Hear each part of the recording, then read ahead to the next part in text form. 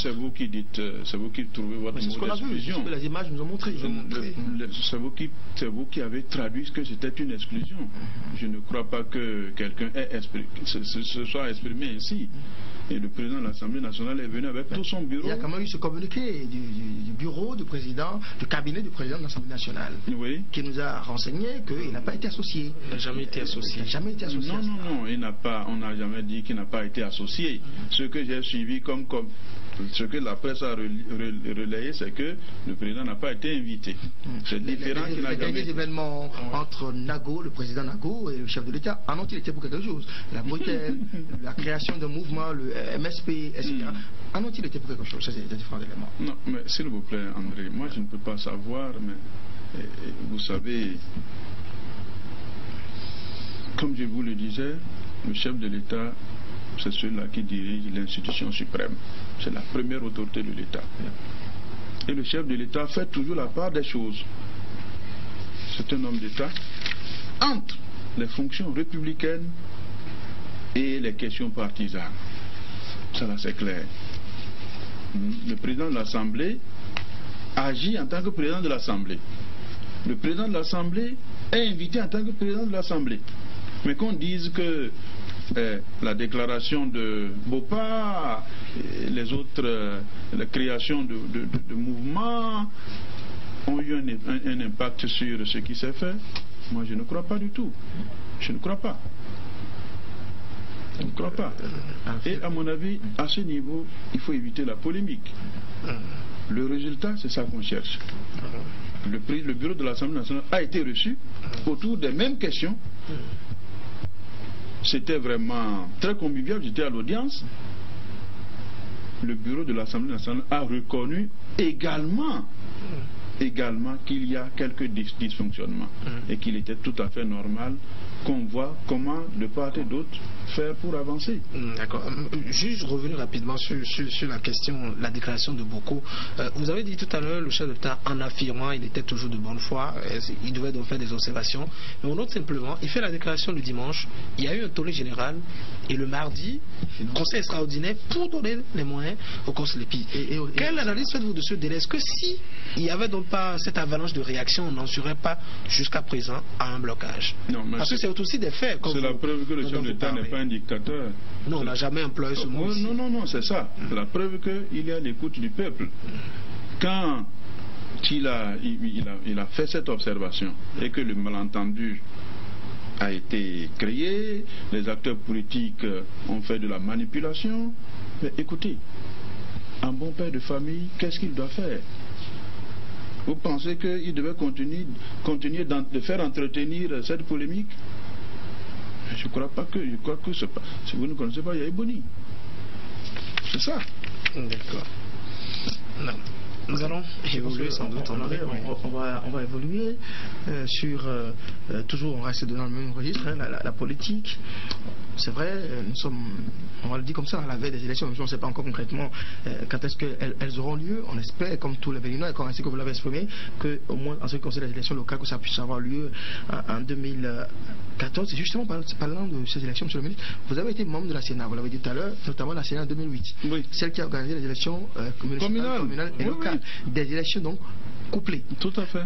Et on prête de plus en plus au gouvernement l'intention, j'ai déjà l'intention, de vouloir faire organiser les élections municipales, communales et locales avec celles législatives. Donc, ça fait 3 élections ensemble. Cela est-il possible, vous qui avez vécu l'expérience d'un couplage en 2008? Vraiment, moi, s'il vous plaît, avant qu'on ne continue, il faut corriger quelque chose. Oui, allez-y. Ce n'est pas le chef de l'État qui organise les élections. Il faut corriger ça. Non, je voudrais que ce soit clair. C'est la Sénat qui l'organise. Voilà. Adressez-vous aux institutions. Et ma question est liée à votre expérience en tant qu'ancien membre de la Sénat. Voilà. Donc, demandez-moi si la Sénat peut faire ça. Mais le chef de l'État, il est formel. Lui-même, il a dit à plusieurs reprises. Mais comment organiser toutes ces élections dans un seul trimestre? Même dans une seule année, c'est déjà très difficile. Mais dans un seul trimestre, communal, local, municipal, législative, c'est que le pays va être en ébullition. quand on connaît le niveau de maturité politique de notre classe politique. Quand on connaît tout ça, ça fait des inquiétudes. Et le premier qui doit être inquiet, c'est bel et bien le chef de l'État. Vous comprenez alors sa position en disant faisons tout pour organiser cette année. Parce que quand ça ne va pas, on dit d'abord que c'est le chef de l'État. La belle preuve. Personne ne sait aujourd'hui où se trouve le blocage. On dit c'est Yahya Boni. On laisse les institutions habilitées. Même les acteurs de ces mêmes institutions commencent à courir dans la rue pour dire c'est Yahya Boni. Monsieur l'exécutif ne leur a aussi sans doute pas remis les fonds à temps pour ce monsieur. Cette affaire de fonds là, moi je ne sais pas. Ok. Voilà. Donc sur la question, il n'est pas possible de coupler les élections locales avec les élections. Non, c'est très difficile. C'est très très très difficile et le gouvernement est inquiet par rapport à ça. C'est pour ça, aidez-nous à ce que on fasse tout possible pour organiser les élections communales et municipales, locales, cette année. Un autre sujet, monsieur le ministre, toujours dans la politique. Pourquoi les interdictions de marches, de manifestations publiques ont-elles repris? Non, ont-elle repris plutôt? Oui. Moi, je ne sais pas s'il y a eu interdiction. Je n'en sais pas. Mais je sais il y a eu Bembereke, oui. Puis il y a eu Parakou, des Parakou avec les femmes. Je sais que les femmes béninoises ne se sont pas souvent illustrées par leur violence. Elles ne sont pas violentes, elles sont plutôt pacifiques. Le chef d'État les aime énormément. Oui. Alors pourquoi on a interdit des manifestations de femmes? Non, je sais qu'on n'interdit pas les manifestations, mais à toute manifestation, il faut un ordre. Vous ne pouvez pas aller manifester tant qu'on ne connaît pas qui est responsable, tant que vous n'êtes pas organisé, tant que vous n'êtes pas autorisé. Parce que, surtout d'informations, il faut pas. Non, surtout des déclarations, des manifestations politiques. Des manifestations politiques ne sont pas des manifestations ordinaires. On ne sait jamais ce qui peut venir. Pas dans notre loi fondamentale qu'il faut demander une autorisation pour se réunir. Non, c'est dit dans le code ici. Il faut lire le code.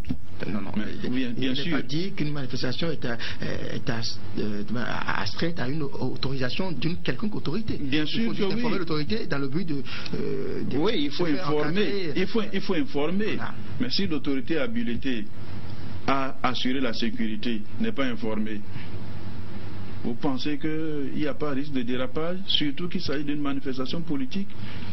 Si c'est aller faire, comment vous appelez ça, libération de coiffeuses ou bien de coiffeurs ou bien de couturiers, je ne sais pas. Pourquoi n'a-t-il jamais question d'interdiction, d'autorisation ou même d'information quand c'est des manifestations pour le pouvoir, pour magnifier le pouvoir, pour glorifier le pouvoir, pour soutenir le pouvoir? Mais André, qu'est-ce que vous en savez? Oui. Est-ce que un maire a jamais dit que celui qui fait une manifestation pour magnifier le pouvoir n'a pas eu l'autorisation? Il n'a pas besoin de nous le dire. Non, monsieur, vous avez dit d'analyser les faits. Je vous prie de faire également ces constats avec nous. André a parlé des cas tout à l'heure de Bembereke, également de Parakou. Oui. Ce week-end également, les femmes ici à Cotonou ont marché, ont battu le macadam. Mais ce sont des marches qui n'ont pas été interdites. Voilà des constats lesquels vous sans doute nous aiderez aussi à analyser. Mais, vous savez, je ne sais pas ce que vous voulez que j'analyse. Si les dispositions sont régulièrement prises, pourquoi interdire?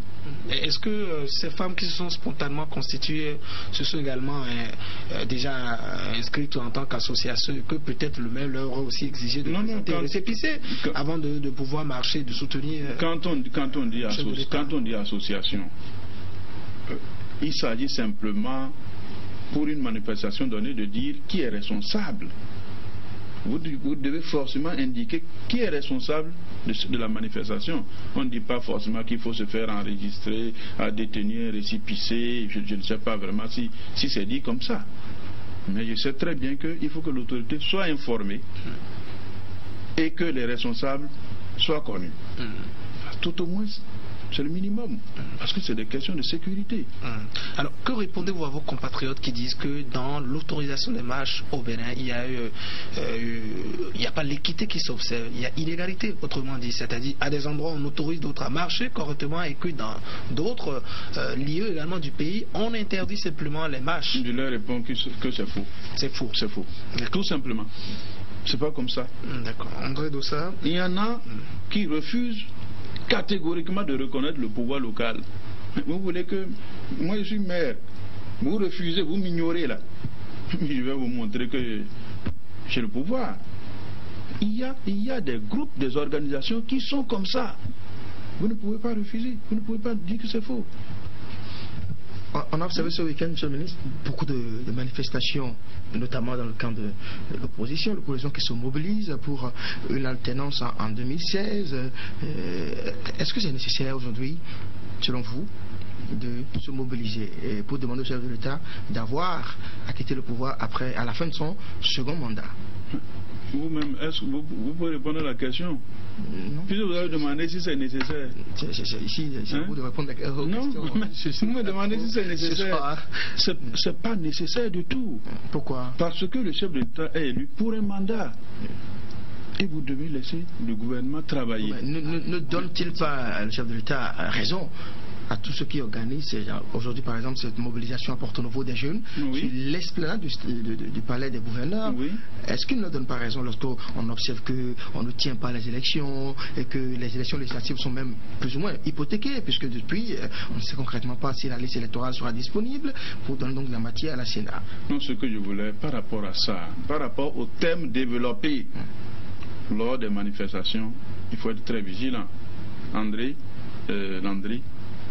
il faudrait renvoyer tous ceux qui manifestent par rapport à l'organisation des élections aux institutions habilitées à assurer l'organisation des élections. D'accord? Mais le gouvernement continue de jouer son rôle et va jouer son rôle. Mais si c'est des manifestations pour autre chose, si c'est parce qu'ils veulent prendre le pouvoir, ça, on ne peut pas leur refuser ça. On ne peut pas leur refuser ça. C'est leur manière de conquérir le pouvoir. Mais tout ce que moi je déplore en tant que citoyen, c'est la violence avec laquelle les manifestations ont lieu. Ce sont les injures.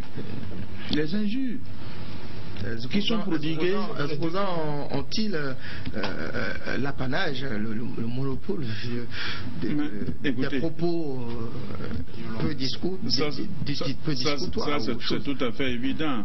C'est tout à fait évident parce que chez moi on dit le chien qui tient n'aboie pas. Le chien qui tient n'est pas offensif. Le chien qui ne tient pas, il est agressif. C'est ça qui montre que dans le comportement de l'opposant, c'est trop facile de devenir agressif. C'est trop facile de devenir... Et vous les suivez tous les jours. Vous les suivez tous les jours. Ils pensent que la République appartient à Yaïboni. Ils se trompent. Lorsqu'ils font de ces déclarations, dénigrer le chef de l'État, dénigrer le pays, dénigrer notre démocratie, dire que chez nous ici tout est mauvais, chez eux c'est où alors? À quel pouvoir ils aspirent? Quel pays prétendent-ils diriger? C'est le même pays. C'est le même pays. Mais lorsque vous aurez tout déchiré là, vous mettrez du temps avant de colmater. Avant de colmater. Tout ce que nous vivons aujourd'hui, c'est grâce à la crédibilité personnelle du chef de l'État. Sinon, les opposants dont vous parlez, pour eux, c'est de tout faire pour ternir l'image du pays. Rappelez-vous, j'ai appris, c'est votre plateau qui a informé. Un groupe d'opposants aurait écrit au président américain, à Bush, Obama, pour dénoncer ce qui se passe au Bénin. Ça veut dire ils ont renoncé à leur souveraineté internationale. Comment? Ils pensaient que c'est l'autre qui est là-bas. Pensez que c'est l'extérieur qui peut régler vos problèmes à l'intérieur. Des problèmes d'intérieur encore. Problèmes de gestion démocratique.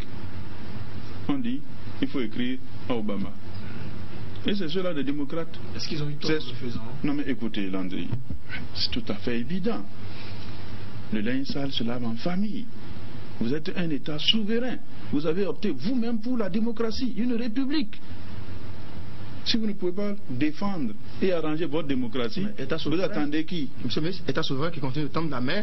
On voit le chef d'État beaucoup se mobiliser dans le Golfe, partout. Et dans le numéro c'est la coopération. Jeune Afrique du 5 au 11 octobre, on a vu le sous-secrétaire d'État américain s'exprimer par rapport aux 14 scrutins qui doivent s'organiser d'ici 2016 dans des pays africains, dont le Bénin, dit écoutez, de tout. Et puis on va attirer l'attention de la communauté internationale sur le fait qu'il y a des velléités dans les pays africains, que les présidents qui veulent se maintenir, etc. Est-ce que ce n'est pas tout à fait normal que peut-être les Béninois veuillent attirer l'attention de ceux qui accompagnent notre volonté de nous développer sur André, ça fait 25 les risques? Ça fait 25 ans qu'on est en régime démocratique. Est-ce que cela s'est jamais passé au Bénin? Au moins, on observe qu'on n'arrive plus à tenir régulièrement nos élections. Mais oui, on n'arrive plus à tenir régulièrement nos élections. Qui doit régler cette question? Oui, mais on observe aussi, monsieur le ministre, que depuis que le chef de l'État, le président Boniaï, est au pouvoir depuis 2006, soit on reporte plusieurs fois, ou bien on ne les tient carrément pas. Est-ce que ce n'est pas des éléments qui les confortent, ceux qui aujourd'hui doutent de sa bonne foi? Qui décide des reports? C'est le chef de l'État qui décide des reports? Sa majorité à l'Assemblée, monsieur le ministre. Mais justement, ce sont des représentants du peuple.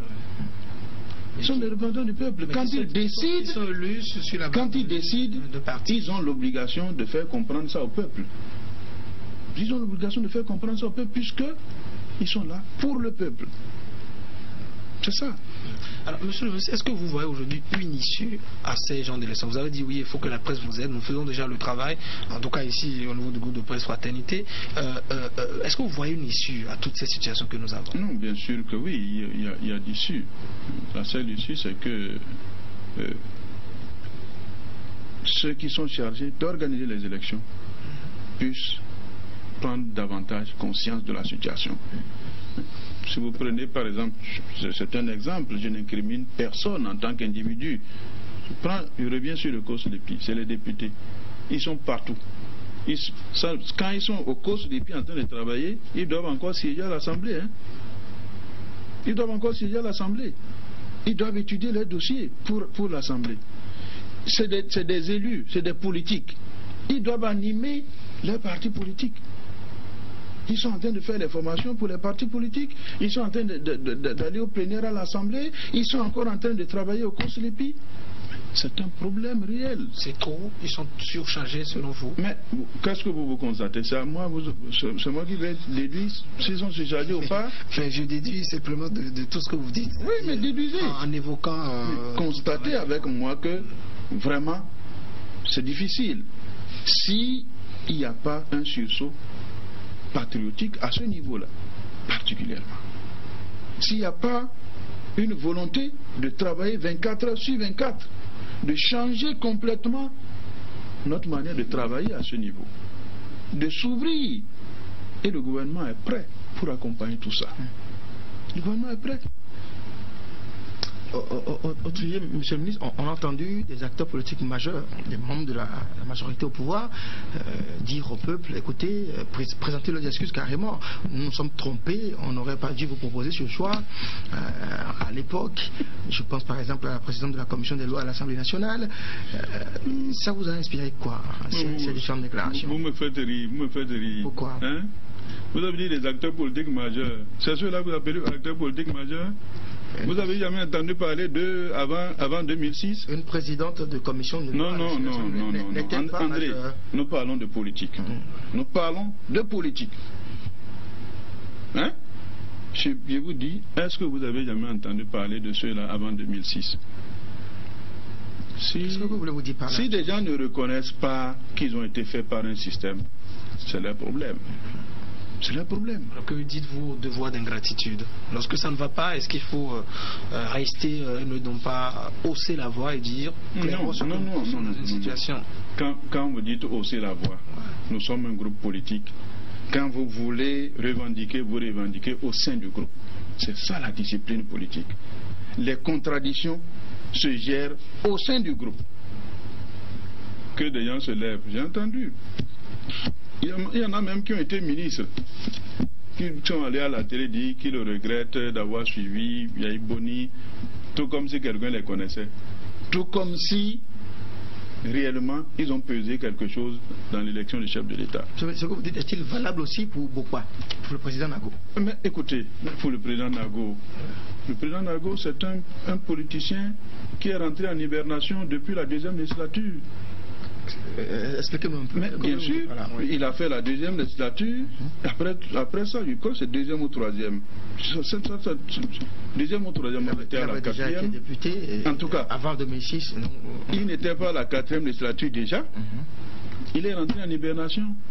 À la faveur du changement, il a été dépoussiéré et puis remis en scène, remorqué par le système. Aujourd'hui, s'il décide de quitter le système, qu'est-ce que vous voulez que je dise? Ça veut dire qu'il a mesuré, il a une expérience, il a mesuré la portée de ce qu'il fait. A dit, entre autres, qu'il y a des périls, il y a des menaces sur la démocratie, qu'il fallait donc se mobiliser. Est-ce que... André, il s'est trompé en disant cela? André, la démocratie est bâtie sur les lois. Il est président de l'Assemblée nationale, c'est-à-dire celui-là qui est chargé de faire les lois. Et la plupart de nos lois sont des propositions de loi. C'est à lui de dire qu'il y a menace sur la démocratie. Et ce qui lui revient, c'est de sortir une loi pour réglementer ce qui n'est pas. C'est ça. C'est pas une question de faire des déclarations, il faut aller aux actes. Qui l'empêche, en tant que président de l'Assemblée nationale, de faire des initiations, de faire voter la loi même le même jour? On n'a pas besoin de faire des déclarations du genre. Moi, je serais à sa place, je ne le ferais pas. C'est la raison pour laquelle on a vu ce déferlement de réactions, les maires... Non, c'est pas... Il semblerait même qu'il y ait des maires que vous contrôlez qui aient également réagi. Oui, les gens se sont sentis trahis, c'est tout. Si le peuple se sent trahi, le peuple réagit. C'est ça. Parce que quand on vous envoie à l'Assemblée, c'est par rapport à une liste, pour défendre la cause du gouvernement. Si vous allez défendre autre chose et que des gens se sentent trahis, c'est tout à fait normal qu'ils réagissent. Est-ce que le gouvernement, mais quelle analyse faites-vous de ces départs? Est-ce que vous sentez que vous perdez du poids, ou vous les appelez des frettins, tous ces départs que nous... On perd du poids où? Ça ne vous ébranle pas, ces départs que nous avons de votre famille politique? Est-ce que vous voyez qu'on tremble? De Materi jusqu'à Segbana, de Malambile jusqu'à Dassa, quel est le maire qui est inquiété? Non, je parle des départs politiques, voilà. De quoi? Des départs, pour les déclarations que nous avons. Les départs, c'est pour impacter sur le résultat des élections. C'est pour dire aujourd'hui, toutes les communes que nous tenons, aucune commune n'est inquiétée.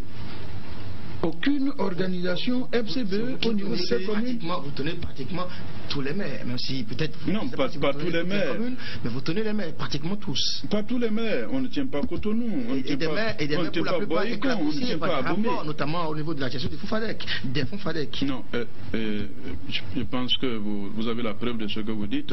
Moi, je ne sais pas si un maire est esclaboussé. C'est un secret de polichinelle, monsieur. Non, je ne sais pas. Il vaut mieux parler de ceux dont on a la preuve. Voilà. Vous les instrumentalisez de cette manière, les maires que nous avons. Vous n'avez pas trouvé un autre mot? On les instrumentalise. Les maires, c'est de grands responsables. Mais c'est-à-dire eux qui nous gèrent localement. Le grand responsable, monsieur le ministre, a vocation à marcher tout le temps, à organiser et à faire marcher les populations. Non, s'il vous plaît. Les marches, c'est comme des meetings, c'est comme des débats, ce que nous faisons. Chacun choisit le style et le canal par lequel il s'exprime. Je ne sais pas. Je voudrais vous soumettre un petit exercice de comparaison, monsieur le ministre. Vous êtes un acteur politique important depuis déjà le général Mathieu Kérékou, vous êtes député, et vous l'avez été encore sous le président Boni Yahi et puis ministre. Alors, à l'époque, on ne vous voyait pas, par exemple, tenir des meetings de remerciements, etc. Mais qu'est-ce qui, aujourd'hui, sous le régime Boni Yahi, a nécessité cela de votre part, par exemple? Non, mais écoutez, de la politique. Ça, tout système évolue. Tout système évolue. Et si vous n'évoluez pas avec le temps, vous êtes dépassé. C'est des méthodes. C'est pas seulement l'exécutif, plutôt la mouvance qui marche. Vous ne voyez pas les opposants marcher, vous ne voyez pas l'UN marcher, vous ne voyez pas la RB marcher. Ils ont marché pour quelle cause Mais non, dans tous les cas, marche, c'est marche. Généralement, quand on voit les opposants... Quel est le message qui est contenu dedans? C'est la méthode. La méthode, c'est la marche. Quel est le message qui est contenu? Les marches d'opposition, c'est rare. Depuis 2006. Les marches de quoi? D'opposition. Les marches de l'opposition. Oui. C'est très rare depuis 2006. On peut les compter peut-être. Mais oui, mais ils ont d'autres méthodes. Écrire à l'extérieur, c'est une méthode. Je pense que on a plus beaucoup de temps, mais on va vous recevoir ici à d'autres. Nous abordions le dernier sujet. Alors, vous avez certains syndicalistes qui disent que les maires, c'est-à-dire le pouvoir leur a promis de les envoyer à l'Assemblée nationale après donc ces élections. C'est pourquoi vous les avez. Donc, qu'est-ce que vous répondez à ces compatriotes et qu'est-ce que vous leur donnez? Ils sont si intéressés à vous. Non, c'est une question de conviction. C'est une question de conviction. Vous estimez? Si quelqu'un est convaincu, il suit l'action. Ceux qui ne sont pas convaincus, c'est ceux-là, vous venez de citer certains ici. C'est une question de conviction. Vous les envoyez à l'Assemblée nationale, c'est la promesse dans les coulisses que vous leur avez faite? Ça, je ne sais pas si c'est pas moi qui envoie. C'est pas nous qui envoyons, c'est le peuple. Et je suis sûr que même vous avez une liste. Vous allez voter pour nos candidats. Et si, vos compatriotes, moi je. Vous n'êtes pas mon compatriote? Je pense qu'on ne peut pas vous recevoir ici sans vous poser une question concernant votre secteur. On observe quand même que depuis peu, délestage, en tout cas, considérablement diminué. Mais c'est à quel prix pour les populations, pour les citoyens? Je vous remercie. Le délestage a diminué à cause des mesures que nous avons prises. Oui, justement. D'abord, quelles mesures et qui coûtent quoi pour le contribuable? Bien sûr. Ce qui est fait, ce qui est pris comme mesure, c'est d'abord d'assurer avec les partenaires, les fournisseurs traditionnels, la continuité du service de fourniture d'énergie. Mais en dehors de cela, vous avez vu, le chef de l'État est allé mettre en marche quelques centrales en location aujourd'hui, au total 80 MW en ce moment, qui sont sollicitées au moment où il y a délestage, il y a interruption de fourniture à partir de l'extérieur. C'est ça qui fait que il y a cette accalmie en ce moment. Mais à quel prix? Le gouvernement est là pour servir le peuple. Tout ce qu'il faut faire pour que le peuple soit à l'aise, tout ce qu'il faut faire dans l'intérêt du peuple, c'est ça le rôle du gouvernement.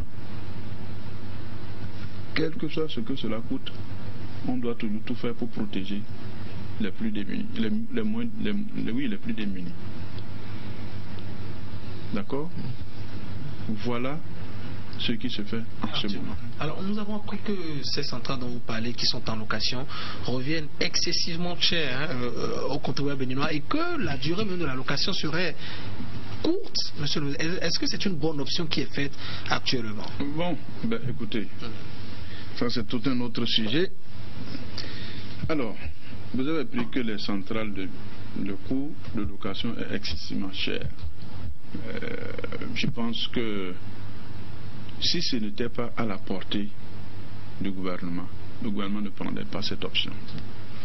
Quand nous avons construit Maria Gleta, espérant du gaz à partir du Nigeria, avec une promesse qui était ferme, pour faire tourner Maria Gleta à moindre coût. Le gaz n'est pas arrivé. Maria Gleta, pour le faire tourner, il faut un combustible noble, le diétane. Trop cher. Faut-il laisser la population dans le noir ou bien accorder une subvention et fournir de l'énergie? Un gouvernement responsable, c'est ce qu'il doit faire. on a accordé la subvention, on fournissait l'énergie, on a vu qu'il y avait une autre option moins chère. Si je prends Marie Agleta, les techniciens me disent, ils m'ont dit il y a 2 semaines qu'en réalité le coût avoisine même au Diatra 1 à plus de 260, alors que la base de calcul c'était 260. Mais les locations de groupe en ce moment c'est environ 158 francs. Est-ce qu'il faut accepter aller financer plus de 260 francs ou bien 158 francs? C'est ça qui est plus cher? Pour les groupes. Est-ce que c'est ça qui est plus cher? On a justement, en disant on sollicite la location pour 1 an, c'est pour cause. C'est parce que nous-mêmes, on s'emploie à développer nos propres sources d'énergie. Si vous avez contracté la location pour 5 ans, alors que dans 1 an et demi, vos propres centrales qui fonctionneraient à un coût encore plus réduit sont disponibles, qu'est-ce que vous faites? Qu'est-ce que vous faites? La bonne prévision devait nous amener effectivement à limiter ces délais de location.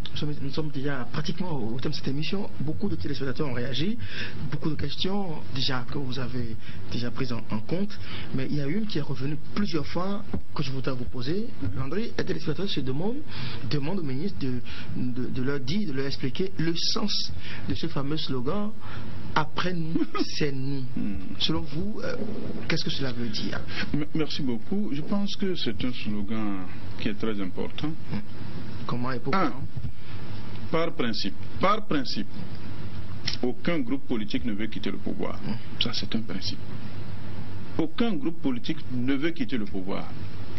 Et au regard de tous les chantiers lancés par le chef de l'État en faveur du développement et de la modernisation de notre pays,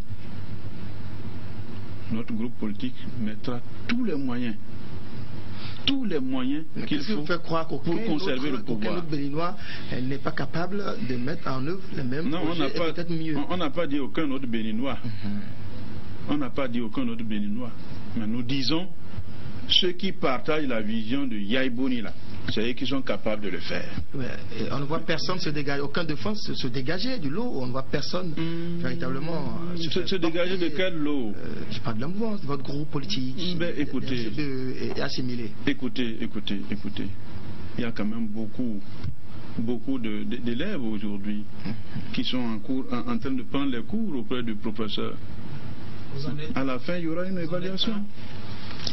Si j'en suis un. Je vous ai dit que je suis apprenti. Est-ce que je vous ai dit que je suis apprenti? Non, mais vous dites qu'il y a beaucoup d'élèves. J'ai dit qu'il y a beaucoup d'élèves. Allez chercher où se trouvent les élèves qui prennent les cours. Vous prenez aussi les cours? Ah non, moi je suis à l'exécutif. Est-ce que vous prenez aussi les cours? Je suis à l'exécutif. Je ne prends aucun cours. Je suis à l'exécutif. Mais il y en a qui prennent quand même. Bien sûr que oui. Il y en a qui prennent les cours. Pouvez-vous avancer des noms? Écoutez, je ne sais pas s'il faut avancer un nom ici, mais je sais très bien qu'il y en a qui prennent des cours et qu'il faut que vous soyez confiants que la relève est assurée. Donc, je voudrais vous dire, nous sommes obligés de nous battre pour sauvegarder la vision du chef de l'État parce que beaucoup de chantiers ont été ouverts. Beaucoup de chantiers. L'assainissement des finances publiques aujourd'hui.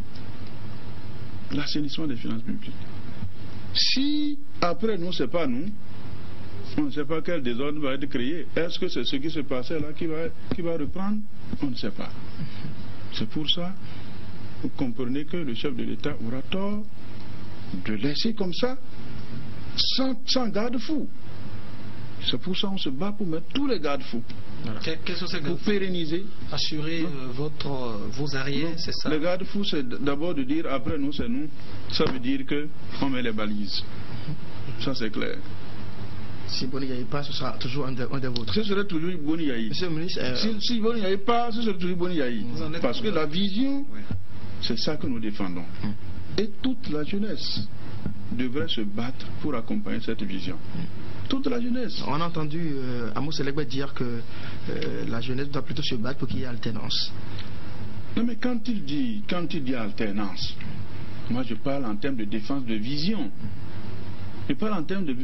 Alternance ne veut pas dire venir tous ces beaux chemins-là, les mettre de côté et faire autre chose. C'est ça. Votre mot de fin, monsieur le ministre, nous sommes au thème de cette émission. Déjà, André, oui, je voudrais vous remercier si j'ai réussi à quand même convaincre, à situer les responsabilités.